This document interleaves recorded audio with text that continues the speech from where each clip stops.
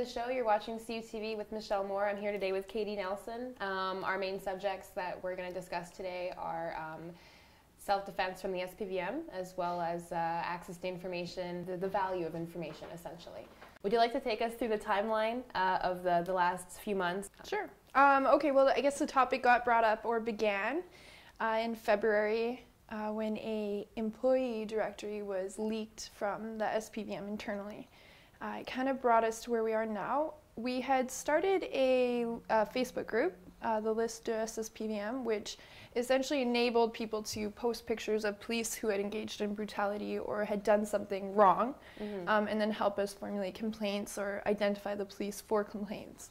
When the employee directory came out in February, it kind of created, I guess, some thin ice with the SPVM and what we were doing. It was really closely related, even though we didn't post the employee directory. It then kind of launched out, long story short, into a Dropbox file. The group that had leaked or helped leak the employee directory had then matched up the names and pictures of police officers in a Dropbox file that anyone can access. And kind of started to organize things a little bit better. When that happened, the SPVM then came out to all of the media and mainstream media across Canada, stating their concerns about what was happening, but also that the information wasn't sensitive.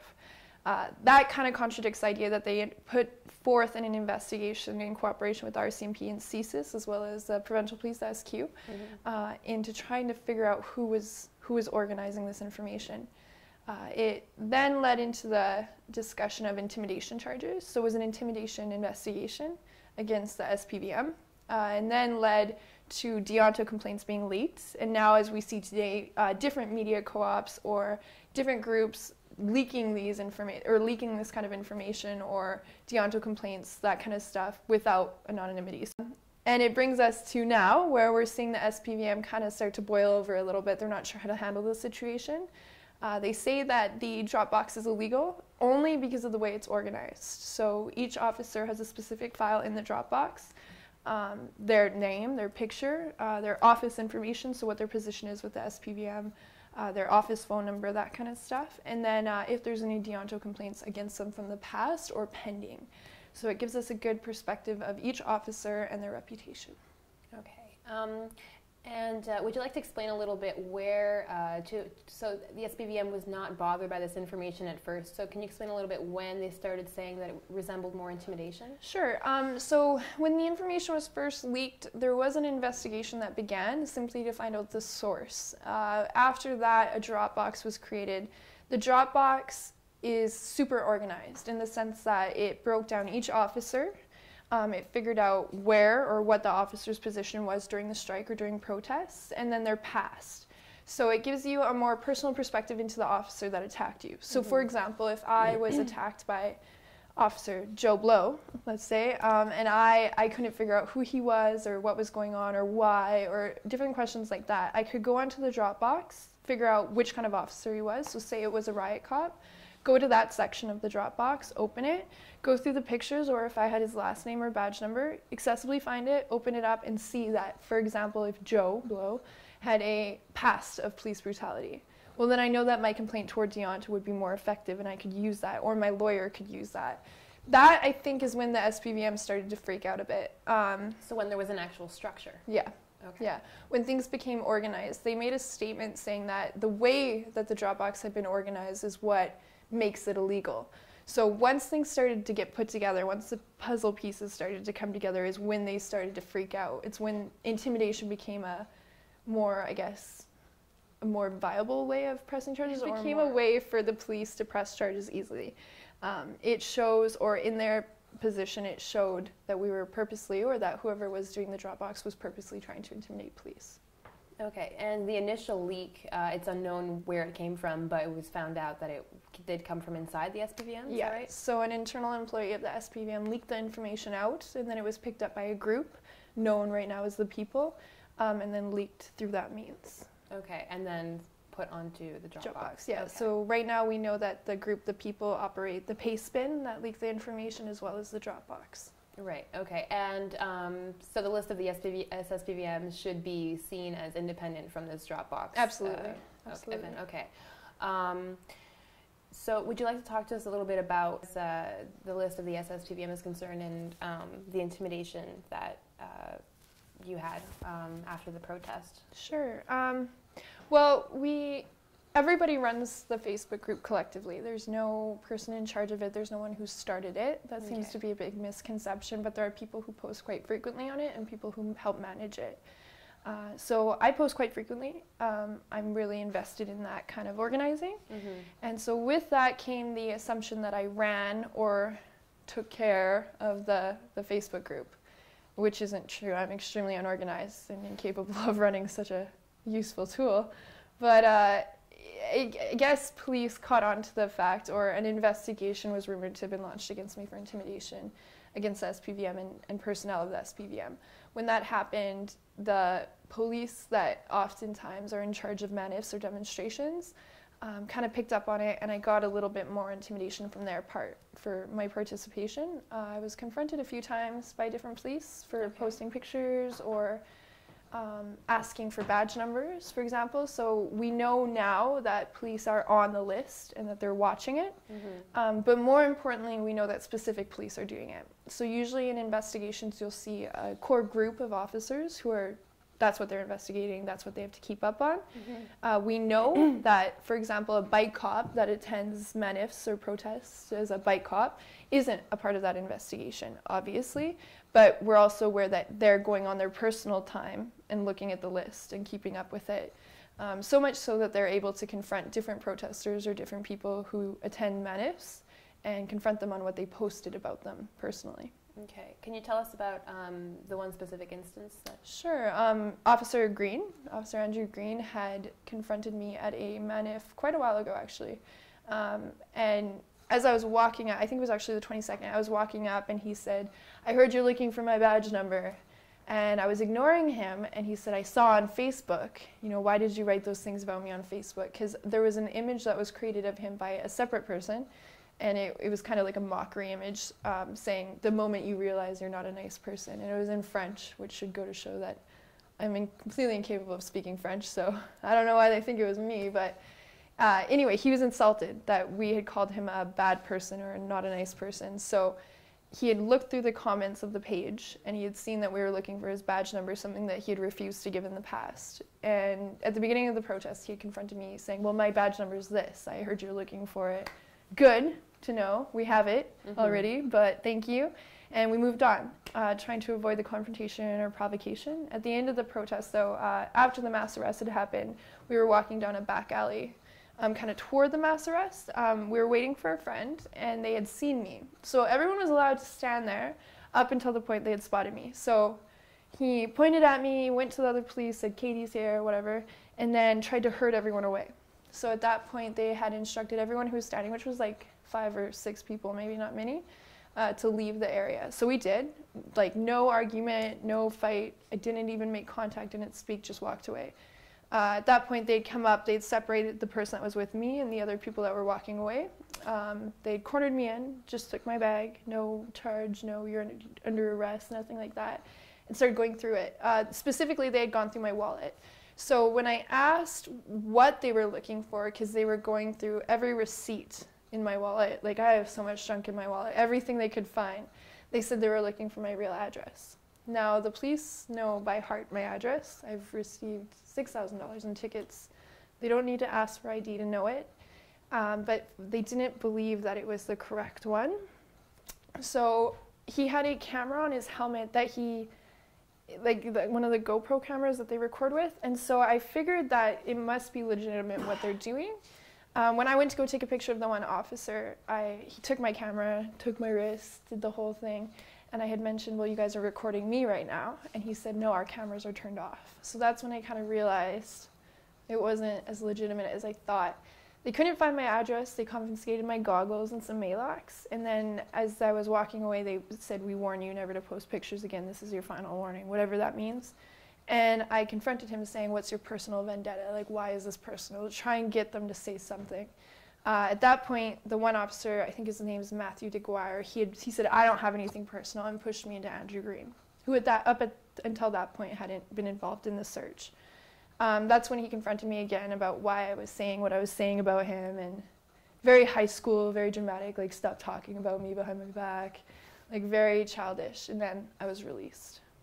Well, I mean, the reason, as far as I can understand, the reason, so Andrew, Officer Green, saw that you and other people were looking for his badge number on this Facebook page, and although, you know, the reason people were looking for it is because he had refused to give it in the past, he was hiding it, and so the fact that he gave it to you afterwards is kind of odd. I mean, the list would not exist if the officers had not started hiding their badge numbers and their names from the very beginning. Yeah. And it seems like, although they refused to identify themselves in the moment, which is, you know, obviously infringing the deontology code, they respond to, you know, questions about it, but it does seem like it's as a form of intimidation. Yeah. So that's quite inconsistent and strange. It was strange considering the fact that when we posted the picture asking for the badge number, we got a response of people who said, oh yeah, this is his badge number, he gave me a ticket.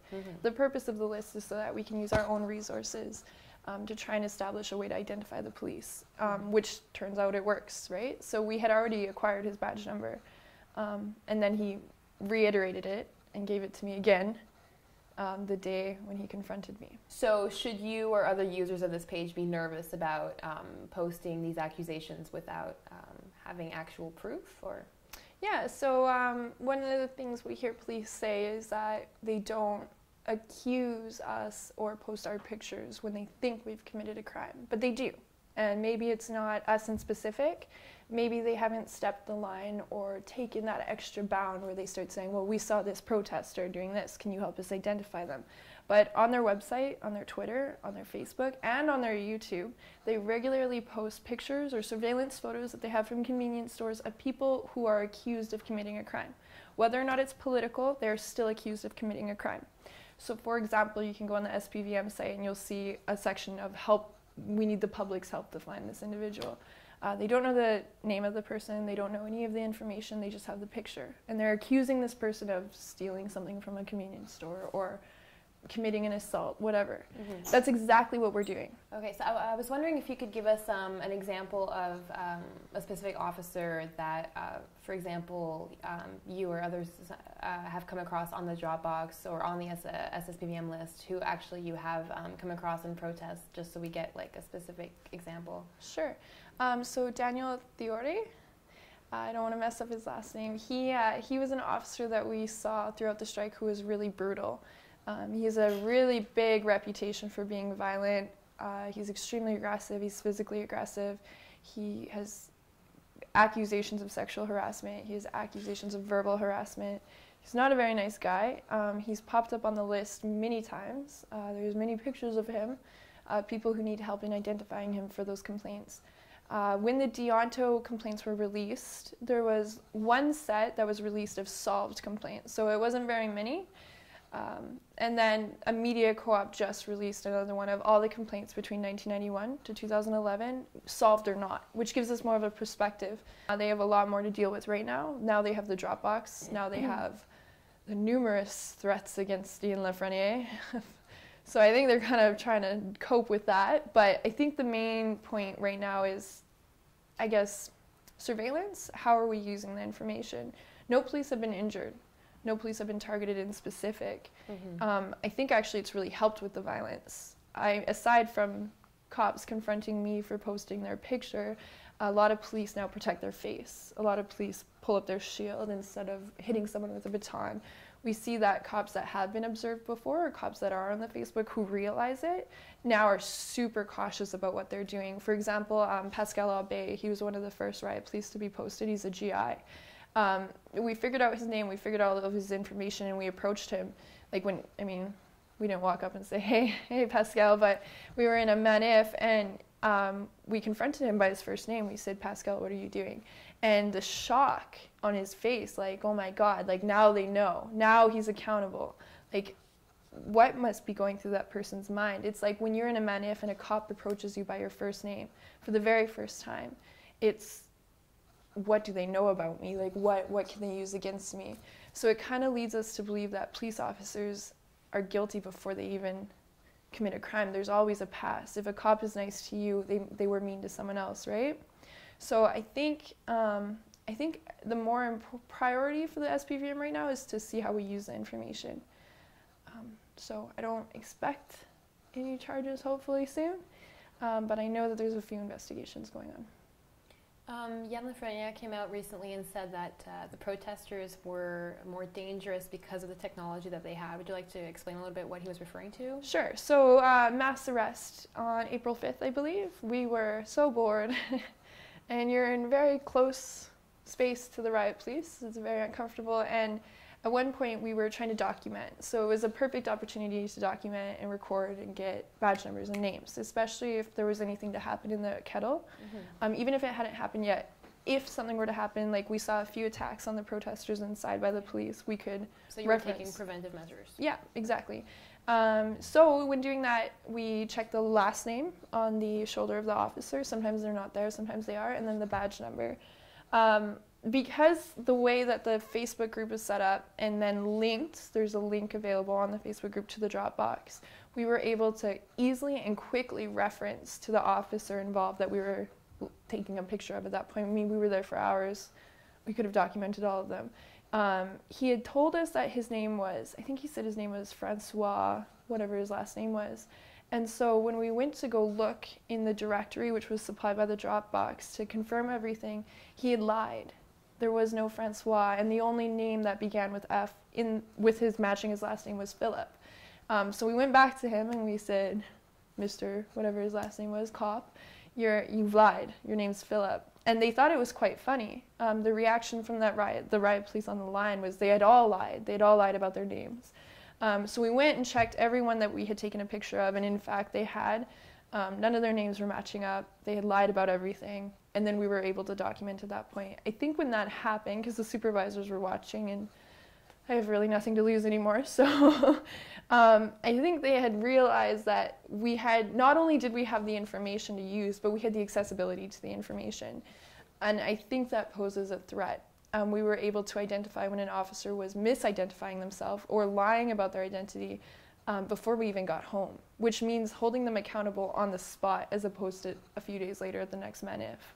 So on top of this, you're telling me that in this instance on April 5th, they actually gave false names. Yeah. If a regular citizen were to give false names, they could be arrested. They would go to jail. Yeah. So increasingly there seems to be a problem of not just accountability, but of, different people operating under different sets of laws. Yeah, absolutely. And the seriousness that they take of it. So, I mean, they would get in trouble with Toronto for doing that. Many articles actually prohibit them to do it. So, really, I mean, we have to look then, what's the effectiveness of the ethics commissioner? What really, what weight do they actually hold with the police? That the police are so easily willing to lie and break their own code and then laugh about it afterward, all of them to laugh about it, to do it collectively. What standards are we holding them to, and are they really taking them seriously? I mean, if I was a cop and I lied about my identity, and there were tons of cops who had gotten in trouble before that for doing it, I wouldn't continue to do it. But clearly we see here, and we see from the Deonto records that we obtained, that this is not something that's being held against the police officers. Therefore, as we see, they're not taking it seriously. They're lying and they're getting caught for it. I totally understand what Ian Lafreniere says. It's extremely dangerous that we have advanced technology and cell phones now and Facebook. We were able to hold them accountable right there. Within 5 minutes, we could tell if they were lying or not and then record it.